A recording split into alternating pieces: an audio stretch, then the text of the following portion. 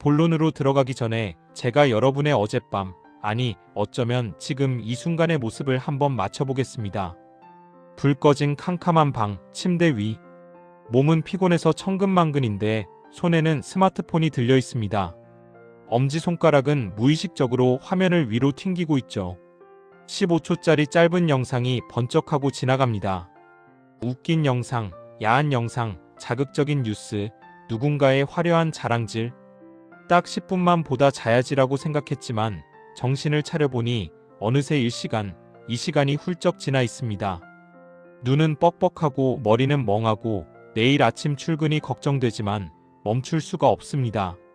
마치 귀신에 홀린 것처럼 계속해서 스크롤을 내립니다. 그리고 잠들기 직전 밀려오는 찝찝함. 아, 내가 오늘 또 시간을 쓰레기통에 버렸구나. 내일은 진짜 이러지 말아야지. 어떻습니까? 제 말이 틀렸나요? 만약 지금 이거 내 얘긴데? 하고 뜨끔하셨다면 오늘 이 영상을 끝까지 보셔야 합니다. 이것은 여러분의 의지력 문제가 아니기 때문입니다. 여러분은 지금 단순히 영상을 보고 있는 게 아닙니다. 여러분은 지금 디지털 마약을 투약하고 있는 중입니다. 이것은 비유가 아니라 뇌과학적인 팩트입니다. 하버드 의대 연구팀을 비롯한 전 세계의 뇌과학자들은 지금 심각한 경고를 보내고 있습니다. 스마트폰의 쇼츠, 릴스, 틱톡 같은 쇼폼 콘텐츠가 인간의 뇌, 특히 전두엽을 물리적으로 파괴하고 있다는 것입니다. 전두엽이 어떤 곳입니까? 인간을 인간답게 만드는 곳입니다. 생각하고 계획하고 참아내고 미래를 꿈꾸는 뇌의 CEO입니다. 그런데 여러분이 아무 생각 없이 화면을 넘기는 그 순간 여러분의 전두엽은 마치 아이스크림처럼 서서히 녹아내리고 있습니다. 더 무서운 사실을 말씀드릴까요?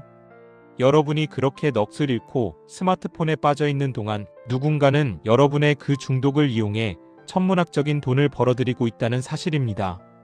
세상은 냉정하게 두 종류의 인간으로 나뉩니다. 시스템을 만들어 도파민을 파는 사람 생산자과 그 시스템에 갇혀 도파민을 돈 주고 사는 사람 소비자.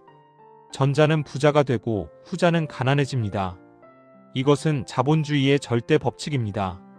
여러분이 열심히 일해도 가난한 이유, 책을 읽으려고 해도 10분을 집중 못하는 이유, 나이가 들수록 화를 참지 못하고 욱하는 이유. 그 모든 원인이 바로 여러분 손에 들린 그 작은 기계 안에 숨어 있습니다. 오늘 저는 여러분께 아주 불편하고도 공포스러운 진실을 보여드릴 겁니다. 이 영상을 보고 나면 여러분은 다시는 예전처럼 아무 생각 없이 스마트폰을 쳐다보지 못하게 될 것입니다. 아니, 스마트폰을 보는 것이 끔찍하게 느껴질지도 모릅니다. 하지만 장담하건대 오늘이 여러분의 뇌를 구원할 마지막 기회입니다. 망가진 뇌를 다시 부자의 뇌로 되살리는 방법까지 확실하게 알려드리겠습니다. 지금부터 스마트폰을 책상 위에 내려놓으시거나 주머니에 넣으십시오. 그리고 오직 제 목소리에만 집중해 주십시오. 여러분의 뇌세포를 살리는 35분, 지금 시작합니다. 챕터 1. 팝콘 브레인, 당신의 뇌가 바보가 되는 과정. 먼저 우리가 쇼츠를 볼 때 뇌 속에서 도대체 무슨 일이 벌어지는지 과학적으로 뜯어보겠습니다. 우리의 뇌에는 도파민 다퍼마인이라는 신경 전달 물질이 있습니다. 흔히 쾌락 호르몬이라고 불리지만 정확히 말하면 보상과 동기부여의 호르몬입니다. 우리가 맛있는 것을 먹거나 목표를 달성하거나 새로운 것을 배웠을 때 뇌는 도파민을 분비해 잘했어. 기분 좋지? 다음에 또 해. 라고 보상을 줍니다. 인류가 발전할 수 있었던 원동력이 바로 이 도파민입니다. 그런데 문제는 이 도파민 시스템이 쇼폼이라는 인공적인 자극을 만나면서 완전히 고장 나버렸다는 겁니다. 쇼폼 영상은 도파민을 자극하는 완벽한 공식을 갖추고 있습니다. 15초라는 짧은 시간, 강렬한 시각적 자극, 예측할 수 없는 다음 영상. 이것은 도박장의 슬롯머신과 정확히 똑같은 원리입니다. 슬롯머신의 레버를 당길 때 잭팟이 터질지 꽝일지 모르는 그 불확실성이 도파민을 폭발시킵니다. 마찬가지로 우리가 엄지손가락으로 화면을 넘길 때 다음에 재밌는 영상이 나올지 재미없는 영상이 나올지 모르는 그 기대감이 뇌를 미치게 만듭니다. 여러분이 쇼츠를 하나 넘길 때마다 뇌에서는 도파민이 펑 하고 터집니다. 재밌으면 펑, 재미없어서 넘기면 또 기대감에 펑. 이 과정이 수백 번, 수천 번 반복됩니다. 이때 우리의 뇌는 도파민 홍수 상태가 됩니다. 그러면 뇌는 스스로를 보호하기 위해 도파민을 받아들이는 수용체의 숫자를 줄여버립니다. 쉽게 말해 내성이 생기는 겁니다. 이제 웬만한 자극에는 도파민이 나오지 않습니다. 더 자극적인 것, 더 빠른 것, 더 충격적인 것만 찾게 됩니다. 잔잔한 음악, 깊이 있는 책, 진지한 대화, 지루한 업무. 이런 일상적인 자극은 너무 시시해서 뇌가 반응조차 하지 않게 되는 겁니다. 뇌과학자들은 이런 상태를 팝콘 브레인 파프콘 BRAIN이라고 부릅니다. 마치 팝콘이 튀어오르듯 즉각적이고 강렬한 자극에만 반응하고 현실에 느리고 차분한 자극에는 무감각해진 뇌를 말합니다. 더 심각한 것은 전두엽의 기능 저하입니다. 전두엽은 우리 뇌의 사령탑입니다. 충동을 억제하고 집중력을 유지하고 복잡한 문제를 해결하고 미래를 계획하는 고차원적인 기능을 담당합니다. 그런데 쇼츠를 볼 때 전두엽은 활동을 멈춥니다.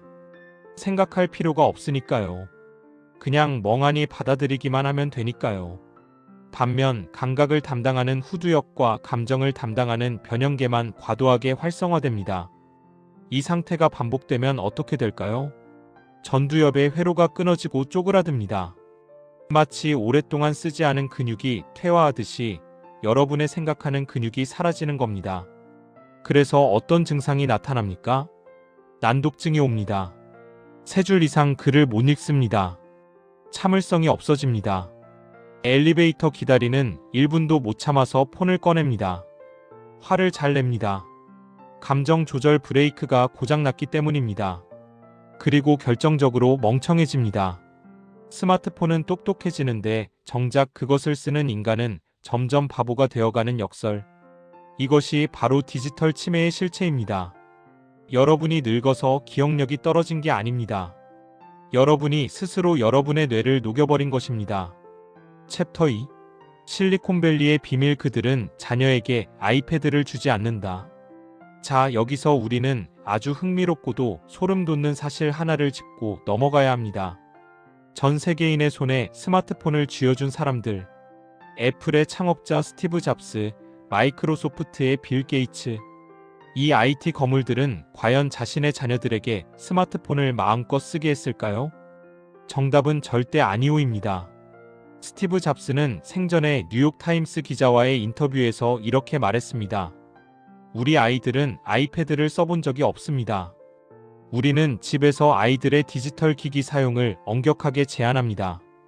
빌 게이츠 역시 자녀가 만 14세가 될 때까지 스마트폰을 사주지 않았고 식사 시간에는 그 어떤 기기도 가져오지 못하게 했습니다. 심지어 실리콘밸리의 많은 기술자들은 자녀를 발도르프 학교 같은 컴퓨터가 아예 없는 아날로그 학교에 보냅니다.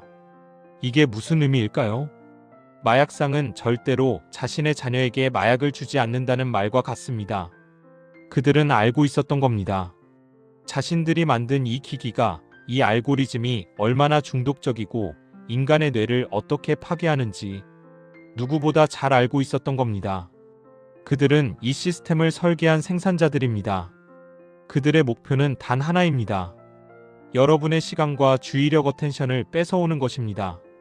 넷플릭스의 CEO 리드 헤이스팅스는 대놓고 말했습니다. 우리의 최대 경쟁자는 디즈니가 아니라 인간의 수면 시간이다. 페이스북 메타의 초대 사장 션 파커는 이렇게 고백했습니다. 우리는 인간 심리의 취약성을 공략했다. 어떻게 하면 사용자의 시간과 주의를 최대한 많이 잡아먹을까? 이것이 우리의 유일한 고민이었다. 여러분, 정신 차리셔야 합니다. 여러분이 침대에서 낄낄거리며 쇼츠를 넘기는 그 순간, 그것은 여러분이 즐기는 게 아닙니다.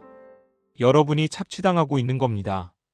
여러분의 뇌가 도파민에 절여져서 멍해지는 동안 여러분의 소중한 시간은 그들의 서버로 빨려 들어가고 그것은 고스란히 그들의 광고 수익이 됩니다. 여러분의 인생을 태워서 그들의 배를 불려주고 있는 꼴입니다. 부자와 빈자의 차이가 여기서 극명하게 갈립니다. 부자는 도파민을 팝니다. 사람들을 몰입시킬 콘텐츠를 만들고 시스템을 구축합니다. 빈자는 도파민을 삽니다. 자신의 시간을 헐값에 팔아넘기고 그 대가로 찰나의 쾌락을 얻습니다. 여러분이 지금 소비자 컨슈머의 위치에 머물러 있는 한 여러분은 죽을 때까지 가난에서 벗어날 수 없습니다.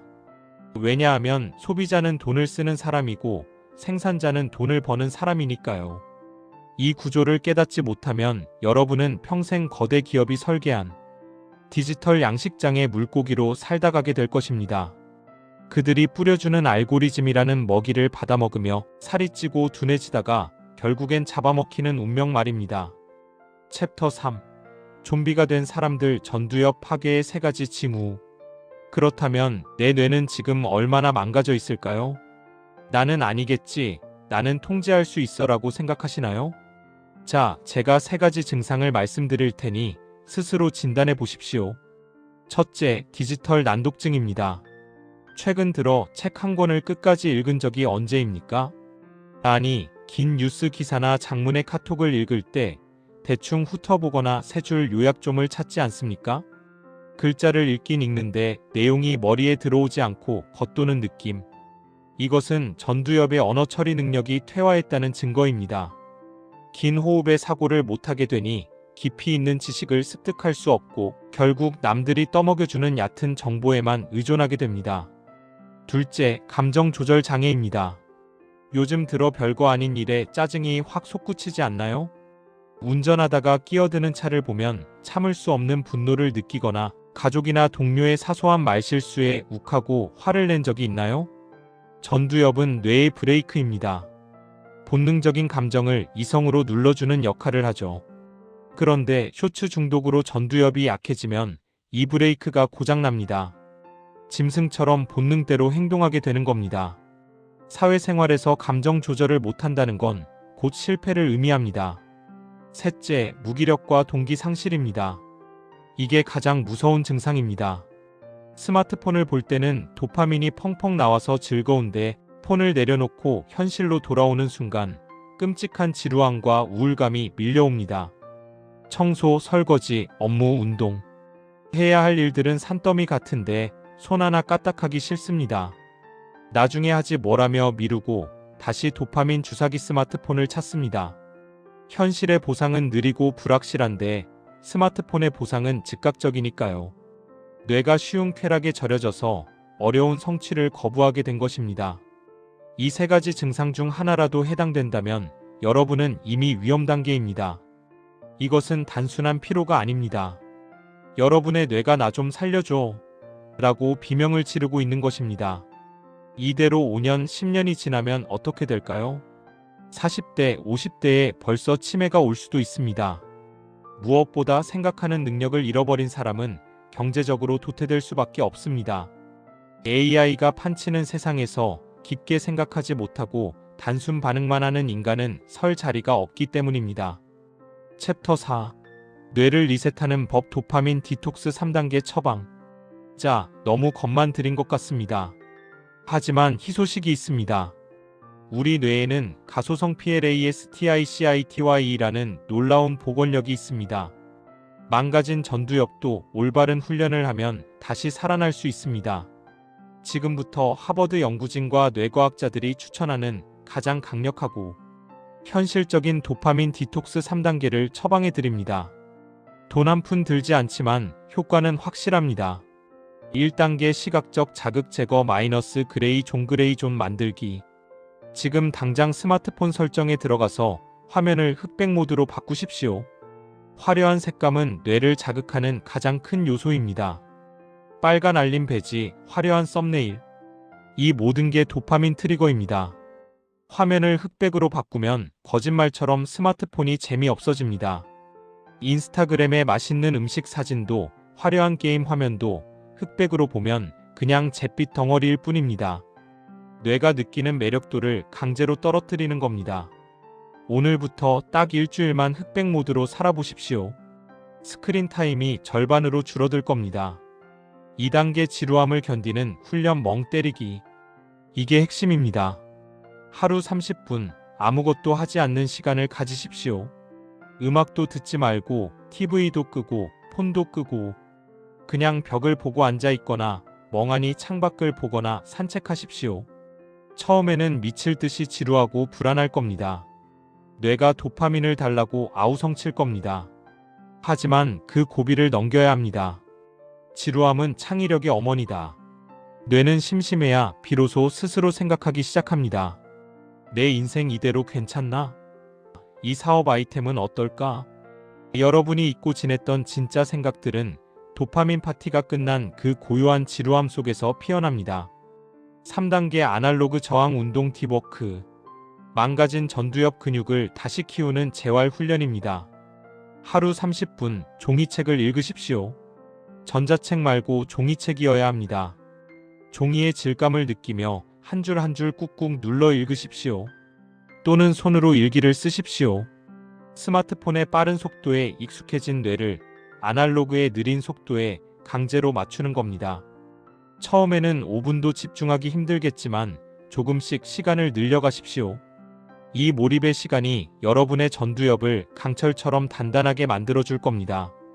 아우트로 노예로 살 것인가, 주인으로 살 것인가? 영상을 마무리하며 마지막으로 여러분께 묻고 싶습니다. 여러분은 스마트폰의 주인입니까? 아니면 노예입니까? 여러분이 필요할 때만 도구를 쓰고 내려놓는다면 주인입니다. 하지만 알림이 울릴 때마다 파블로프의 개처럼 반응하고 심심할 때마다 무의식적으로 화면을 켜고 있다면 죄송하지만 노예입니다. 우리의 인생은 짧습니다. 그리고 시간은 다시 돌아오지 않습니다. 이 소중한 인생을 고작 6인치짜리 작은 화면 속에 갇혀서 남들이 만든 가짜 쾌락을 소비하는데 탕진하시겠습니까? 쾌락은 쉽고 성취는 어렵습니다. 하지만 쉬운 길만 선택한 사람의 인생은 어렵게 끝나고 어려운 길절제와 몰입을 선택한 사람의 인생은 쉽게 풀립니다. 오늘 밤부터 당장 실천하십시오. 잠들기 전 1시간 스마트폰을 침실 밖으로 추방하십시오. 어둠 속에서 스마트폰 불빛 대신 여러분 내면의 빛을 들여다보십시오. 그 작은 변화가 녹아내리던 여러분의 뇌를 살리고 텅 비어가던 여러분의 통장을 채우고 무엇보다 여러분의 잃어버린 주체적인 삶을 되찾아줄 것입니다. 스마트폰을 끄면 비로소 인생이 켜집니다. 오늘의 이 충격적인 경고가 여러분의 뇌를 깨우는 계기가 되었기를 바랍니다. 저의 이야기가 뼈 때리는 도움이 되셨다면 구독과 좋아요 버튼을 눌러주십시오. 저는 더 이상 도파민 파리가 아닌 여러분의 인생을 바꾸는 진짜 지식으로 찾아오겠습니다. 리치리치랩이었습니다.